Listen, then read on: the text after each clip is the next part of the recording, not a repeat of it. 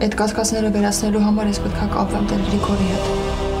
Նա պետք է ասի ինձ ողջ ճշմարտությունը։ Պետք է ասի այն, ինչ գիտի խորեն։ Ինչքան էլ դժվար է իմ համար նման որոշում կայացնելը, բայց ես պարտավոր եմ այդպես վարվելու։ Պետք է հրաժարվեմ իմ կոչումից։ Ես իրավունք չունեմ լռել։ Ու ես կխոսեմ։